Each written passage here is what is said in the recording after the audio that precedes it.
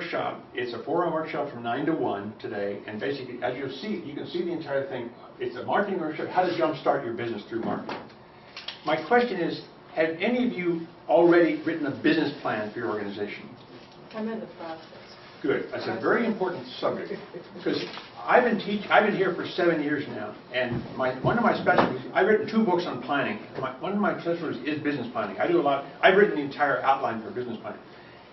I would tell you, if you're going to develop an organization and you want to do marketing, as you're here to do, if you haven't developed a business plan, you can forget marketing. You must sit down and write a clear document that says, what am I trying to do? What's my company? What are my services? What are my products?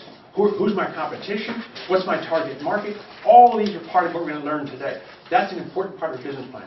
Once you've written a business plan, you have a lot of your marketing already thought out. You had to answer all those questions. And in effect, if you don't have it already, I have right here the 5-page business plan outline that I got 7 years ago.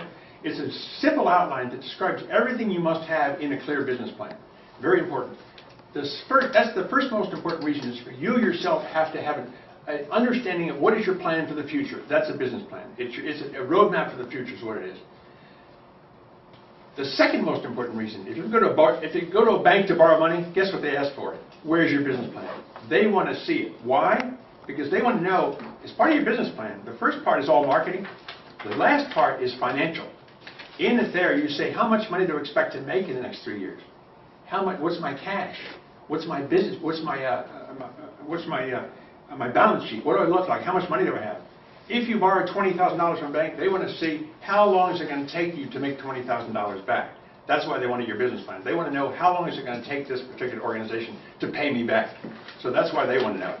So it's a very important part. If you haven't done that yet, please let me know. I'll give you a copy of this. I give this out a lot. This is a very, very popular, this is probably the most popular thing in SCORE is the business plan outline. Mostly everybody writes one. And they come back. Usually when you write a business plan, I give you this on the first call. Then I say, please go off and do it. And go back in Word or PowerPoint. Next time you come and see me, please bring me a copy of this back. Once you bring a copy back, I can look at it very carefully and say, you know what? It's a good idea, but you need to have this, this, and this. So I can help you with that. That's why it's very important to have. So if at the end of this workshop you need this, please let me know. I'll give you a copy of this. The purpose of our workshop is we want you to become very familiar with what is this called marketing. You all are running organizations. You know how to run an organization probably. Marketing is a very important part of it. If you don't have marketing, you don't have a business, obviously. What we want to do is make sure in this workshop, how can you bring these concepts we're going to teach you today and use them in your particular business? How can you locate more marketing information, how to be a better marketeer? And very importantly, I would hope that in this workshop you will be able to develop a marketing plan for your organization. And as you will see, what we'll do in this workshop, we will basically take the various things we're going to teach you and have you tell us what you're doing in your business so we can review those in the class. And basically, you'd like to find out, given all this, who's the ideal client for me? Who should I really be going to? I'm going to introduce some concepts of marketing and planning and how to build a marketing plan. Then I want you to basically, at the end of every section, once I teach you a particular, I'm going to say, let's stop now and take 10 minutes. I want you to tell me how are you applying those concepts that we just taught to your particular business, and write down a one-page sheet that tells me everything. Once you do that, once you write down how it affects your business, I will stop and we'll go around the room, and I want every one of you to share with everybody else how that particular concept applies to you. The beauty of this particular section is that while I am the supposed teacher of this organization, once you 6 or 7 people present, you will basically share with ideas.